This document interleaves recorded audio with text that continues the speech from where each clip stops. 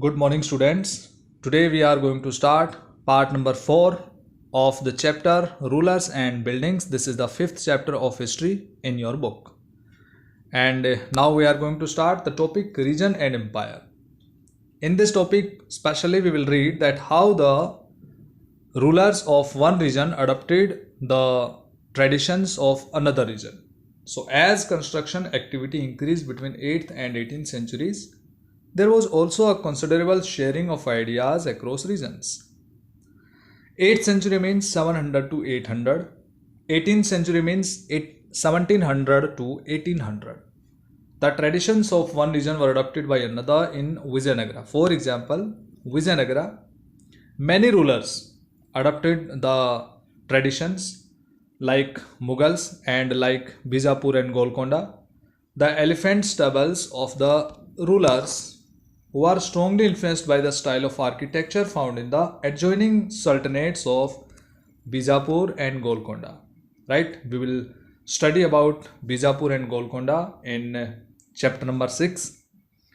You can see in this figure 16, interior of temple of Govinda Deva in Vrindavan near Mathura, 1590. The temple was constructed out of red sandstone. Notice the 2 out of 4 intersecting arcs that made the high ceiling roof. Right? Made the high ceiling roof. This style of architecture is from northeast Iran, Khurasan, and was used in Fatehpur Sikri by Akbar. Clear? So this is shown in figure 16. Another example in Vrindavan near Mathura, temples were constructed in architectural styles that were very similar to the Mughal palaces in Fatehpur Sikri. It means the temples like these, you can see in the pictures, this temple, the construction and architectural style is like the temples situated in Fatehpur Sikri built by Mughal emperors. You can see another picture, this one. In the same way, many temples, it means most of the temples in Vrindavan are built with this style, architectural style used by Mughal emperors to make palaces in Fatehpur Sikri. The creation of large empires that brought different regions under their rule helped in this cross fertilization of artistic forms and architectural styles.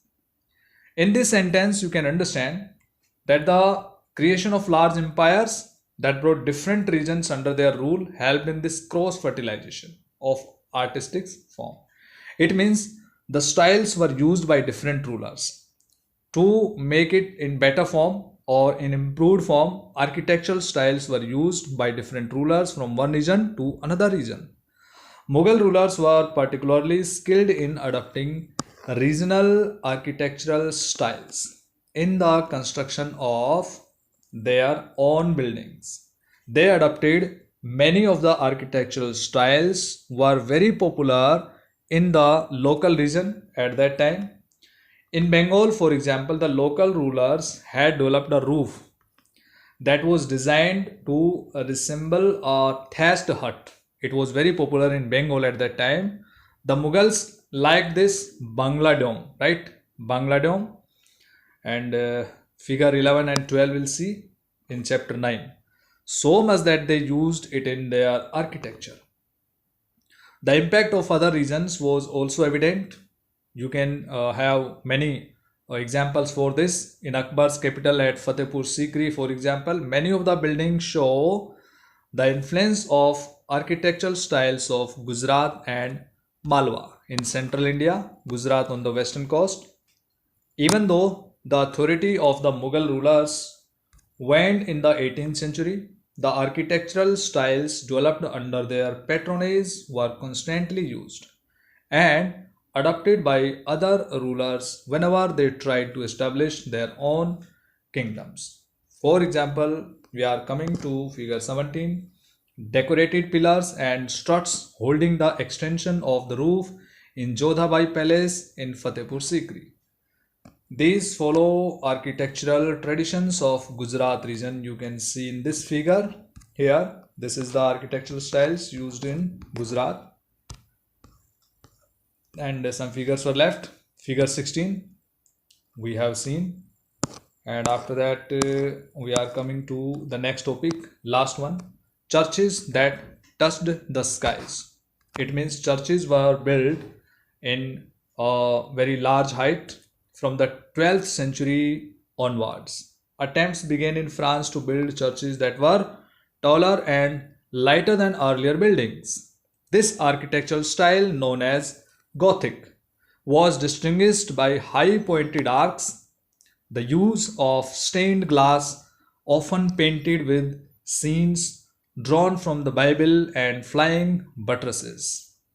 Tall spires and bell towers, which were visible from a distance, were added to the church. You can see in this picture. Here also, and another picture I am showing you, this one. And in this also, another picture. So one of the best known examples of this architectural style is the Church of Notre Dame in Paris, which was constructed through several decades in the 12th and 13th centuries. So in this way, this was about Gothic and about churches. So dear students, we have completed this chapter.